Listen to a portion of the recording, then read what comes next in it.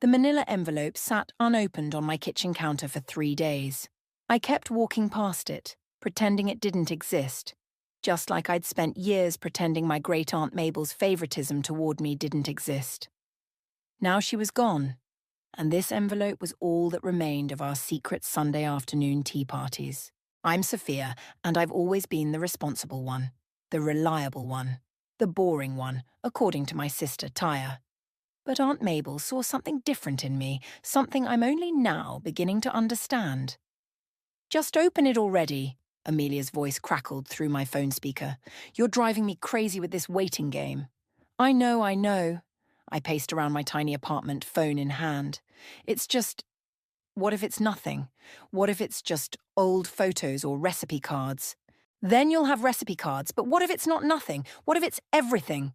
I grabbed the envelope and dropped onto my couch. "Fine, I'm opening it. Stay on the line. Obviously." The paper ripped easily under my fingers.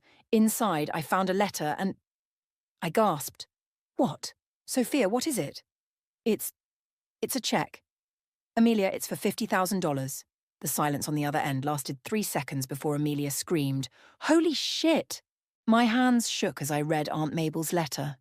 Her elegant handwriting filled the page with memories of our conversations about dreams and destinations, about the places we'd both longed to see. She remembered, I whispered. Every single thing I told her about wanting to travel, about Mom and Dad's dream trip they could never afford. The doorbell rang, making me jump. "Hold on, someone's here." I opened the door to find my mother, Daphne, holding a casserole dish. "Surprise, I brought dinner." "Mom!" I quickly stuffed the envelope under a throw pillow. "I wasn't expecting you." Can't a mother check on her daughter? She bustled into my kitchen, all flowing scarves and jangling bracelets. "You've been so quiet since the funeral." I followed her, watching as she pulled plates from my cabinets. "I'm fine, really. Just processing." "Well, process while you eat. Oh, and your father and I were thinking about having a family dinner this weekend.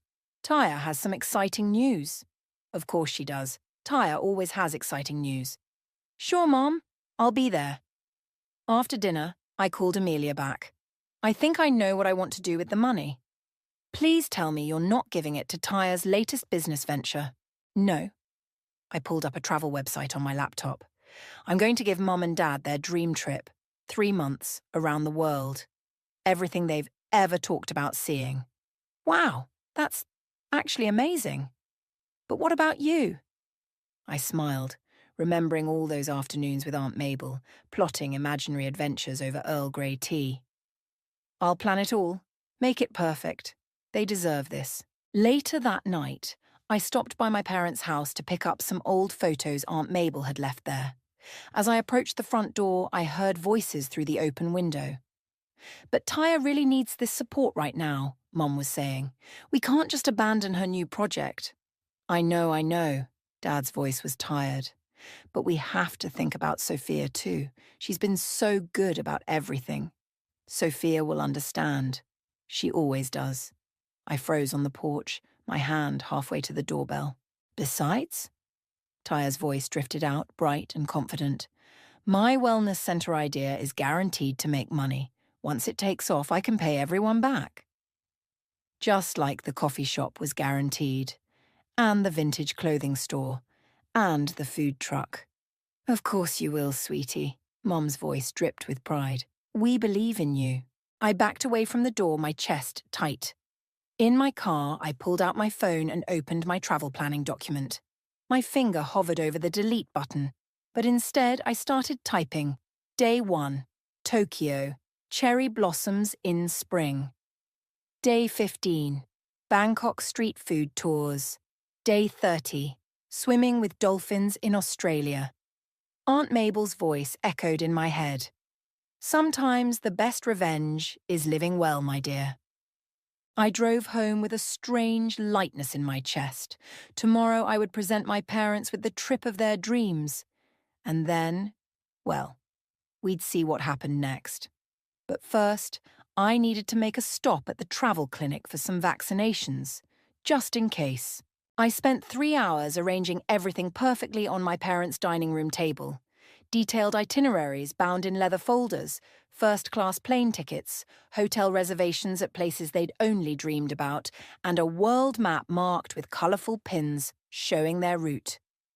Sophia, honey, what's all this? Mom walked in, followed by Dad and Tyre.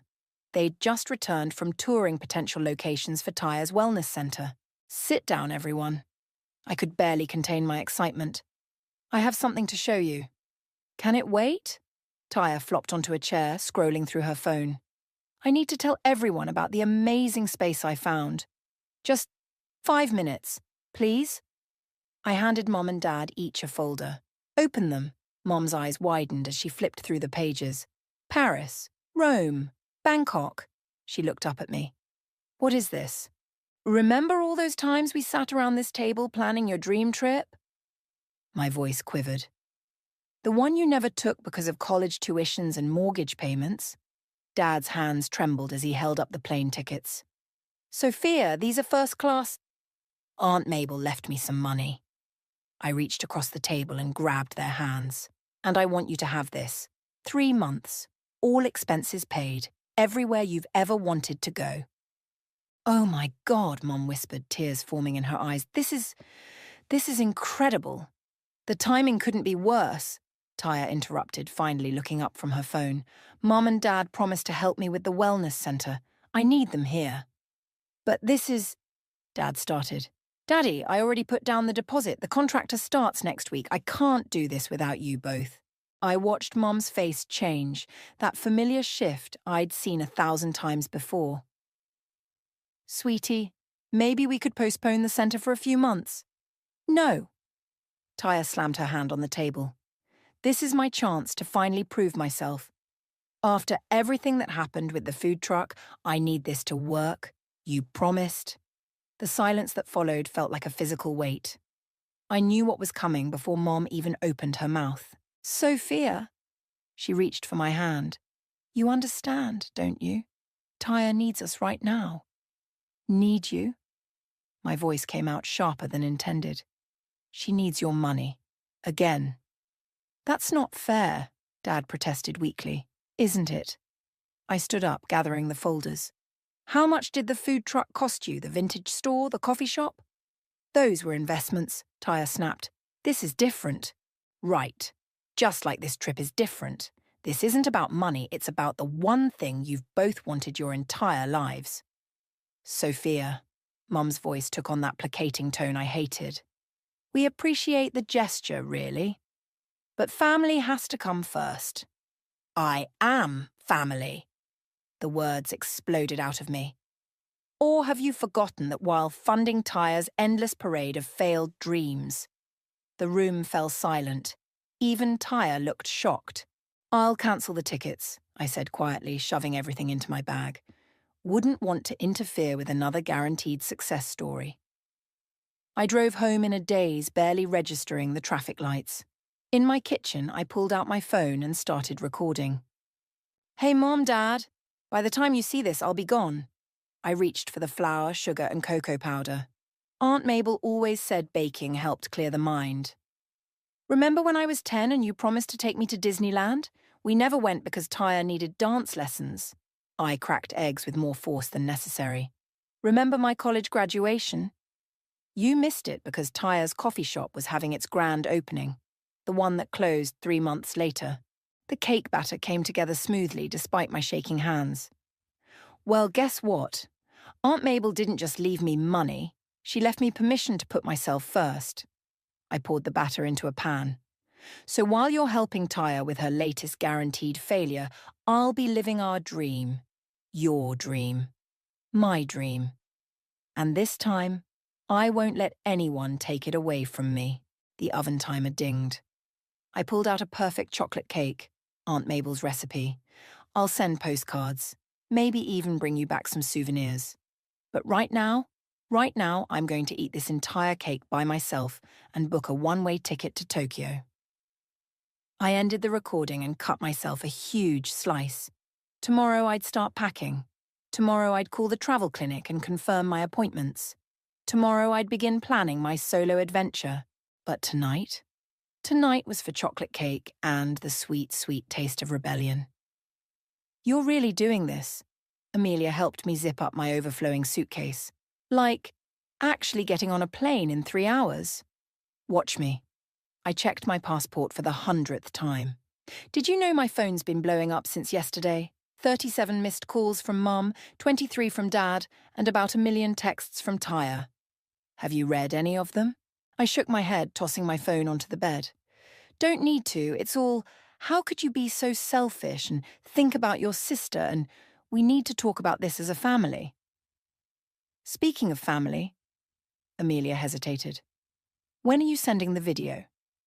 I pulled up the recording on my laptop. Right before I board. Maximum dramatic effect. I grabbed my carry-on bag. Ready? The drive to the airport felt surreal. Every traffic light seemed to ask if I was sure, if I really wanted to do this. My answer remained the same. Absolutely. Holy shit, Amelia whispered as we pulled up to the departures terminal. That's your parents' car. Sure enough, there was Dad's silver Volvo, with Mom pacing nearby and Tyre sitting on the hood, arms crossed. How did they know? I gripped the steering wheel. Probably called the airlines. Amelia squeezed my arm. Want me to create a distraction? I could fake a medical emergency. I laughed despite myself. No need, I'm done running from confrontations. We parked 3 spaces down. As I stepped out, Mom rushed over. Sophia, stop this nonsense right now. She reached for my suitcase. We can talk about this at home. I pulled the handle away. There's nothing to talk about. My flight leaves in 2 hours. You're being ridiculous, Tyre called from her perch on the car. All this drama over a stupid trip. No. I wheeled my suitcase toward the terminal entrance. All this drama over 28 years of being second best. Dad stepped in front of me. Princess, please, your mother and I love you both equally. Really? I pulled out my phone. Let's play a game called Count the Times. Count the times you missed my events for Tyres. Count the times you emptied your savings for her ideas. Count the times you said Sophia will understand instead of Tyre needs to grow up. That's not fair, Mom protested. Life's not fair. But you know what is? First-class tickets to Tokyo. I checked my watch. Now, if you'll excuse me, I have a plane to catch. If you get on that plane, Tyre announced dramatically, don't expect us to be here when you get back. I turned to face her. Funny. I was about to say the same thing. Amelia, who'd been quietly filming everything on her phone, stepped forward. Security's right there, guys. Make this easier on everyone and let her go. Mum started crying. Dad looked lost, and Tyre stormed off toward their car. I hugged Amelia tight. Send me updates, she whispered, and that video is going to be epic.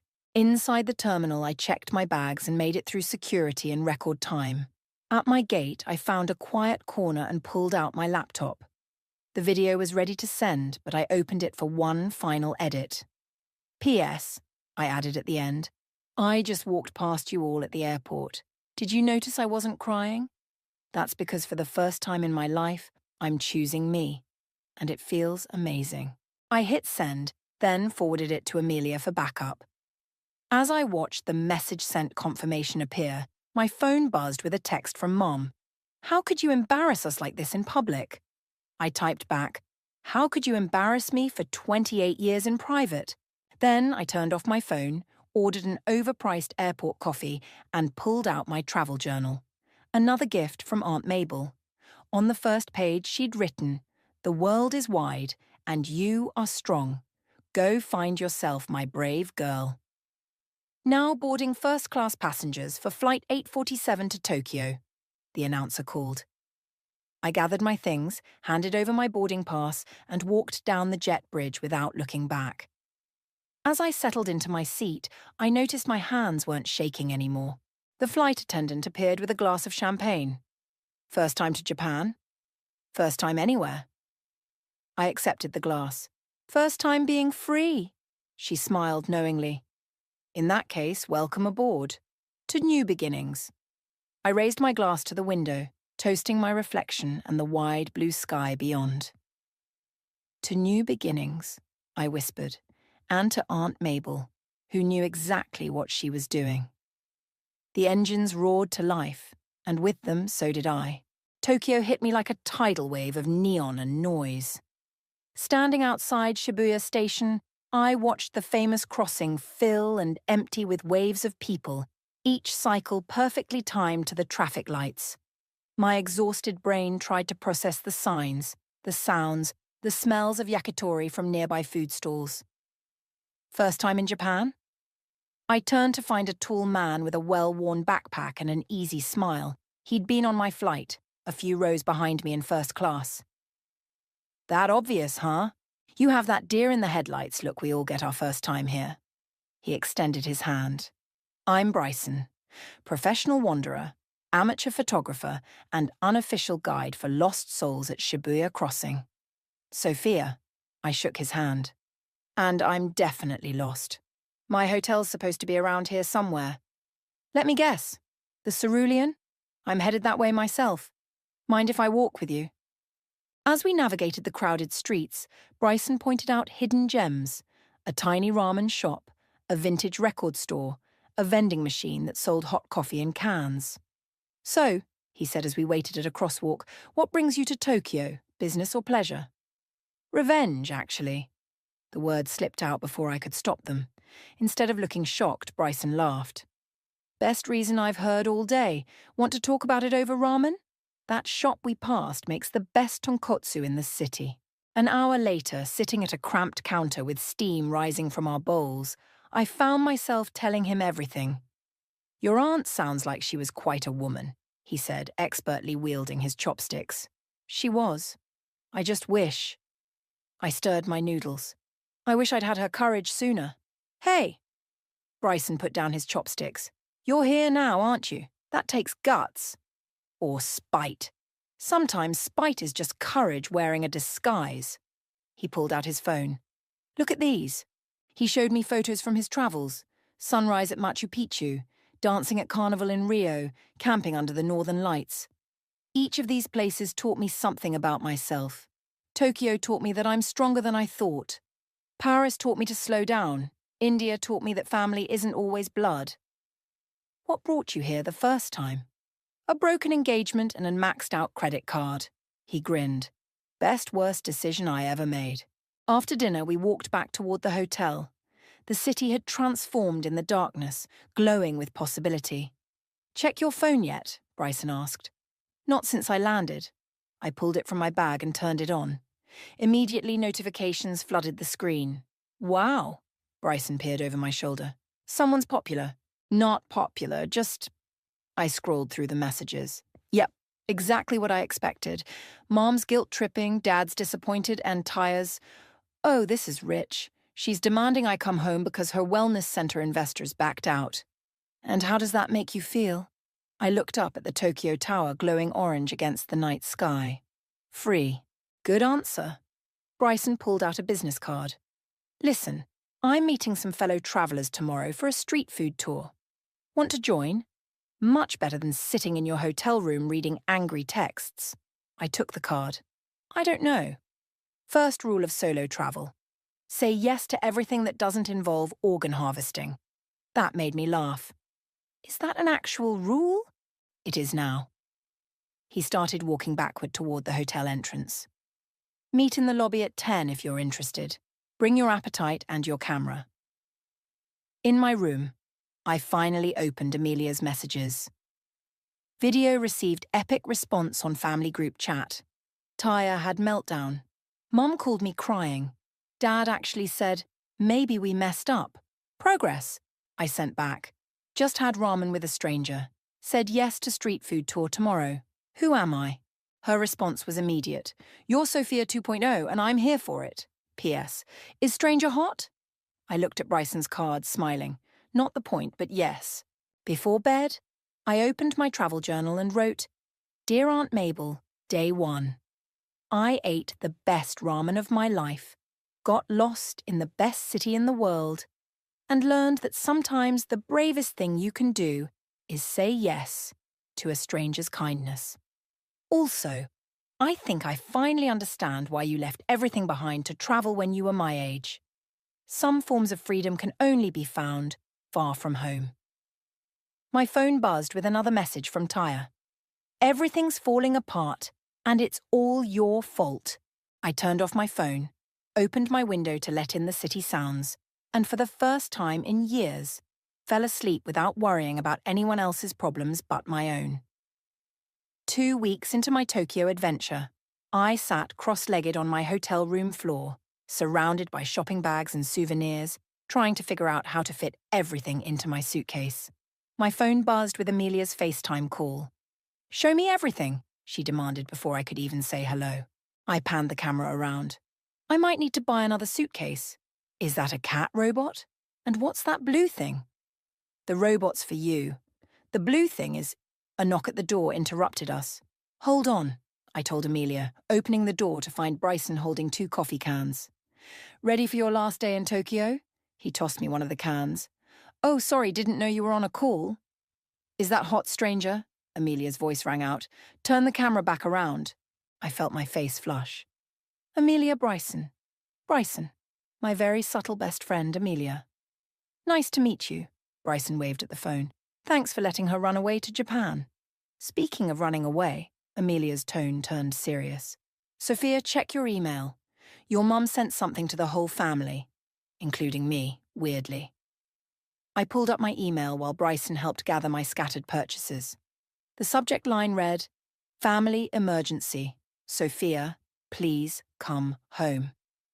"Your sister's wellness centre fell through," Amelia explained before I could open it. "Your parents took out a second mortgage to fund it, and now they're in trouble." Bryson stopped, folding a t-shirt. "You okay?"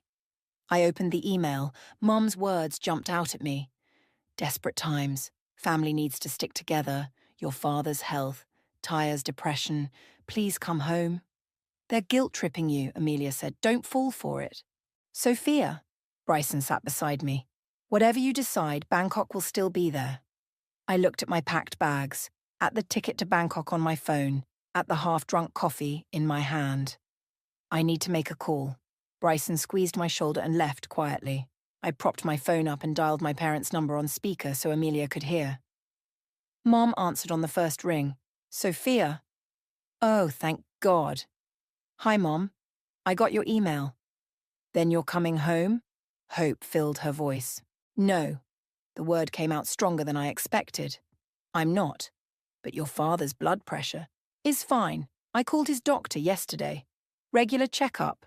Everything normal." Silence on the other end. "And Tyre's depression? Let me guess.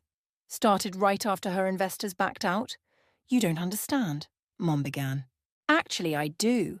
For the first time, I really do. You took out a second mortgage without telling me, didn't you? Even after what happened with the food truck and the vintage store? We believed in her dream. No, you enabled her nightmare, and now you want me to come home and what? Hand over Aunt Mabel's money to fix everything? She's your sister, and I'm your daughter, the one who's been cleaning up everyone's messes since I was 12. But not anymore." I heard Dad in the background. "Let me talk to her." "Sophia," his voice came through clearer. "Princess, we need you." "No, Dad. You need my money. There's a difference." I took a deep breath. "I love you both, but I'm boarding a plane to Bangkok tomorrow. I'll send postcards." I hung up before they could respond. Amelia wiped tears from her eyes. "That was beautiful. And terrifying. Are you okay?" "Actually, yeah." I stood up, suddenly energized. "I need to finish packing. Call you later." After ending the call, I opened my laptop and booked a food photography workshop in Bangkok. Then I texted Bryson, "Ready for that farewell dinner you promised. Also, teach me how to say no in Thai." His response came quickly. "My, and I know just the place. Meet you in lobby in 10. That night, over plates of yakitori and glasses of sake, Bryson showed me more travel photos on his camera. "See this one?" He pointed to a sunset shot in Greece. "Took this right after I told my ex-fiancé to stop calling. Some moments just feel like turning points, you know." "Like telling your parents you won't bail them out anymore?" "Exactly." He raised his glass. "To turning points." "To turning points," I echoed, then added, And to Aunt Mabel, who somehow knew I'd need this. Back in my room, I opened my journal. Dear Aunt Mabel, Day 14. Today I learned that sometimes the bravest word in any language is no. Tomorrow I leave for Bangkok, and for the first time in my life, I'm not worried about what I'm leaving behind, only excited about what's ahead. My phone buzzed with a text from Tyre. Hope you're happy with yourself. I typed back, I am, finally. Then I turned off my phone and went to sleep, dreaming of Thai street food and endless possibilities. Bangkok's heat hit like a physical wall as I stepped out of the air-conditioned airport. Bryson had flown ahead 2 days earlier, promising to show me the real Bangkok, not just the tourist traps. There's my favourite runaway. He appeared through the crowd, looking perfectly at home in the chaos. Ready for your first Thai adventure? As long as it involves food and air conditioning in that order. The taxi ride into the city became a crash course in Thai culture, with Bryson pointing out temples and street markets between stories of his previous visits. Your food photography workshop starts tomorrow, he said as we pulled up to my hotel. But tonight, I'm taking you to meet some people you need to know. People I need to know. Trust me. After checking in and a quick shower, I followed Bryson through winding alleys until we reached a rooftop restaurant overlooking the city. A group of people waved from a large table. Everyone, Bryson announced, meet Sophia, the newest member of our nomad family. The introductions flew by. Maria from Brazil, who left her corporate job to teach yoga around the world.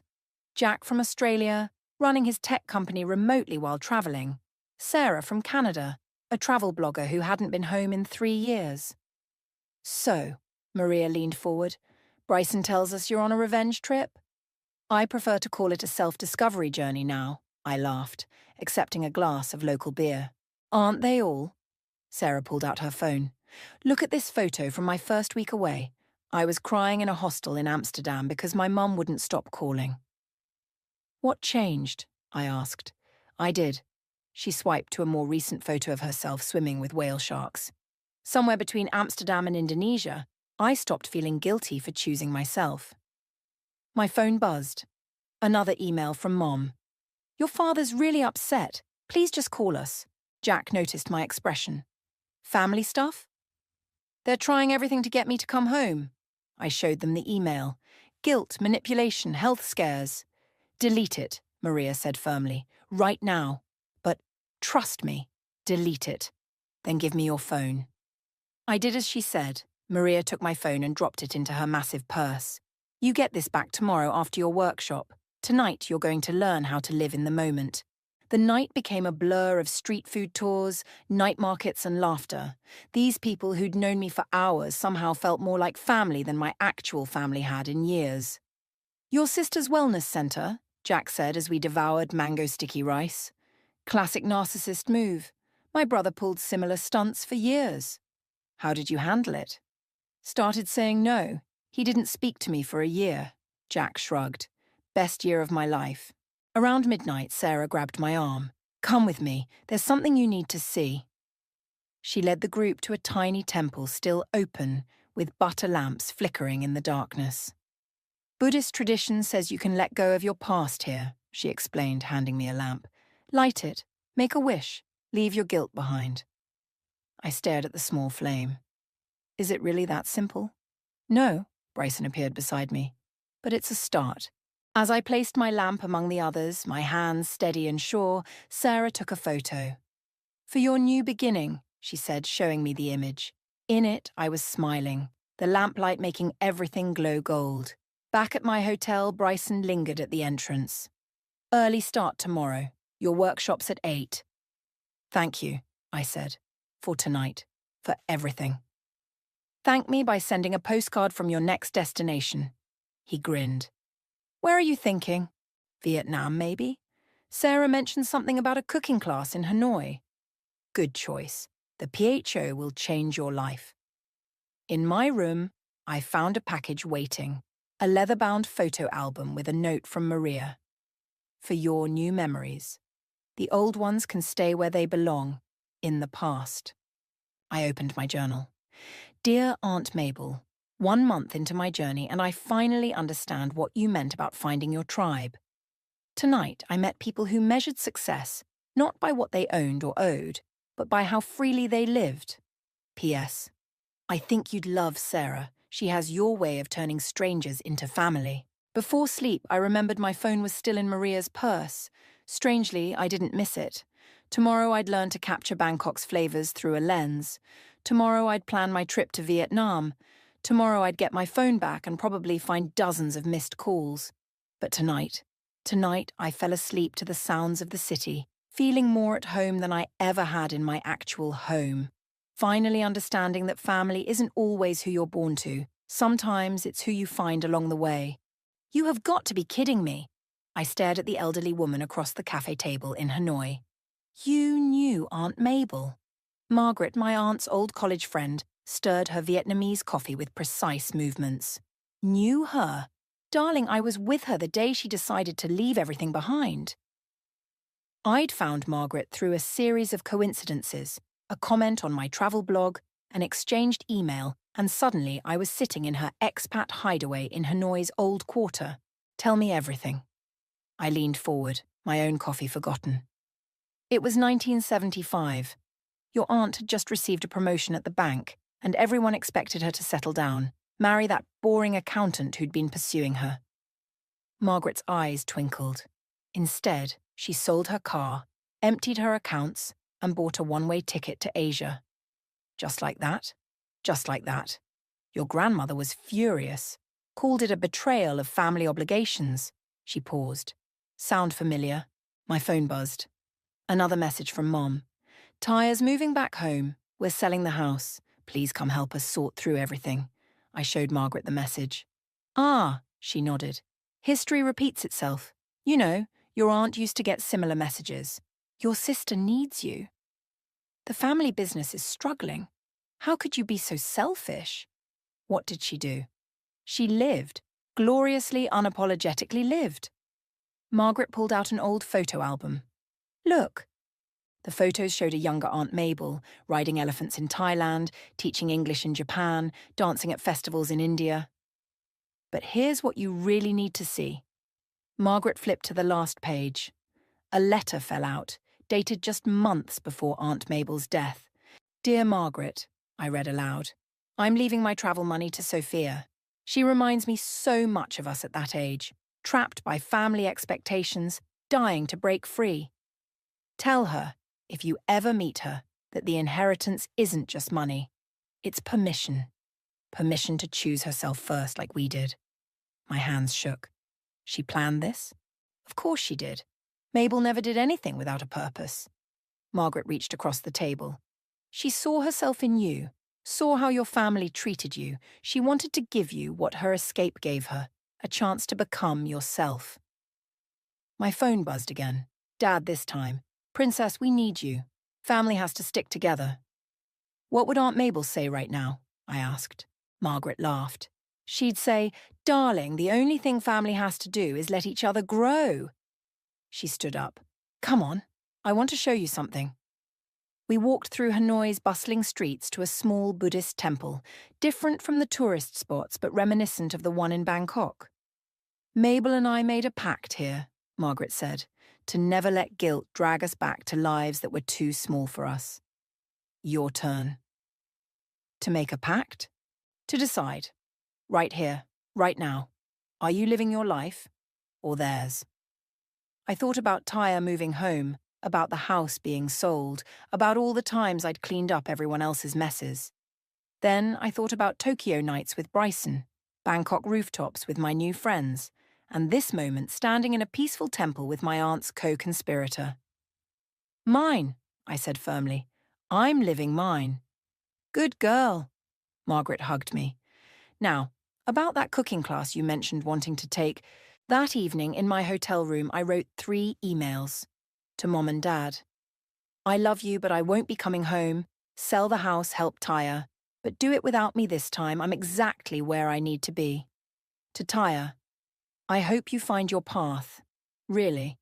But it has to be your path, not one paved with our parents' sacrifices. To Amelia. You'll never believe who I just met. Aunt Mabel had a partner in crime, and she's just as amazing as you'd expect. P.S. Book a ticket to Vietnam. There's someone you need to meet. My phone rang. Bryson's weekly check-in from Cambodia. How's Hanoi treating you? He asked. Better than home ever did. I looked out at the city lights. Hey, what do you know about Nepal? Funny you should ask. I'm heading there next week. Want company? I thought about Aunt Mabel's photos, about Margaret's stories, about permission to choose myself. Yes, I said. But first, I need to learn how to make proper pho. Margaret knows a place. Margaret? It's a long story, involving my aunt, a rebellion in 1975, and apparently a very boring accountant who got left behind. Bryson laughed. Sounds like my kind of story. Mine too, I said, watching the sunset paint Hanoi in gold. Finally, mine too. The sunrise over the Himalayas painted the mountains gold as I adjusted my camera settings. After 6 countries and countless adventures, Nepal felt different, special, like an ending, or maybe a beginning. Perfect light, Bryson said, setting up his own tripod beside me. Ready for your last shoot? Not my last, just my last as a student. I checked the composition. After this, I'm officially a professional travel photographer. Speaking of which, he handed me an envelope. Sarah asked me to give you this. Inside was a contract offering me a position as a photographer for her travel blog network. Real money, real assignments, real freedom. My phone buzzed. Amelia's daily check-in. Did you open it yet? Sarah told me about the offer. Just did. It's actually happening. Of course it is. You're good at this, like really good. She paused. Oh, and your mom called me again. What did she want this time? To know if you got the wedding invitation. I had. Taya was getting married to some investor she'd met at a yoga retreat. The invitation arrived at Margaret's address in Hanoi, where I'd been receiving my mail. Are you going? Amelia asked. Haven't decided. I watched the sun climb higher. Bryson, what do you think? He lowered his camera. I think you should do whatever feels right, not what feels expected. Very zen of you, I laughed. Must be all this mountain air. Speaking of mountain air, Amelia cut in, when do I get to meet this guy properly? Video calls don't count. Soon, Bryson called toward the phone. If she accepts Sarah's offer, we'll all be in Barcelona next month. After ending the call, I sat on a rock overlooking the valley, flipping through my now full travel journal. The pages burst with ticket stubs, restaurant receipts, and photographs. Physical proof of my transformation. Mail came to the hotel, Bryson said, handing me a thick envelope. From your parents. Inside was a letter and a cheque, my share from selling the house. The letter was in Dad's handwriting. Dear Sophia, your mother wanted me to guilt you again, but I'm done with that. Seeing your travel photos online, reading your stories, you remind me of someone I used to know. A young man who wanted to explore the world but chose the safe path instead. I don't want that for you. We sold the house. Taya's wedding is in 3 months. Come if you want, don't if you don't. Either way, we're proud of you. Finally proud of you being you, not you taking care of everyone else. Love, Dad. P.S. Your Aunt Mabel once told me I was too afraid to live. She was right. You're braver than I ever was. You okay? Bryson asked, noticing my tears. Yeah, I folded the letter. I think I'm going to the wedding. Want company? I looked at him, really looked at him. 6 months of shared adventures, shared meals, shared dreams had turned him from a stranger into something else entirely. Yes, I said, but not as my travel buddy. He smiled, understanding perfectly. About time. The sun had fully risen now, illuminating the valley below. My phone buzzed with a message from Margaret. Mabel would be proud. So am I. P.S. That boy reminds me of someone I met in Thailand in '76. But that's a story for another time. I pulled out my journal one last time. Dear Aunt Mabel, the money's gone now. Spent on planes and trains and tuk-tuks, on cooking classes and camera lenses, on finding myself in places I never knew existed. But what remains is worth more than any inheritance. Courage, freedom, love. Not the kind that chains you down, but the kind that helps you fly. I'm going to Tyre's wedding. Not because I have to, but because I want to. I'm going to show them the woman I've become. A photographer, a traveller, a person who finally knows her own worth. And then I'm going to Barcelona, to start my new job, to continue this beautiful journey you helped me begin. Thank you for the permission to choose myself. I'll never stop choosing myself. Ready to head back? Bryson asked, packing up his gear. We've got that meeting with the monastery guide at noon. Almost. I took one last photo. Not of the mountains, but of my open journal next to my plane tickets to Barcelona. Just documenting the moment I realised something. What's that? The best revenge isn't living well. It's living truthfully. I stood up, shouldering my camera bag. Also, you're totally coming to this wedding as my date. Wouldn't miss it. He took my hand as we started down the trail. Think your sister will freak out when she realises her wedding photos might end up in an international travel blog? Probably. I squeezed his hand. But that's not why we're going. No? We're going because I'm finally ready to go home, not to stay, but to show them I never needed saving. I just needed to save myself. The morning sun warmed our backs as we descended, two wanderers planning our next adventure, while behind us the Himalayas stood witness to a story that had only just begun. Just begun. Just begun. Just begun. Just begun.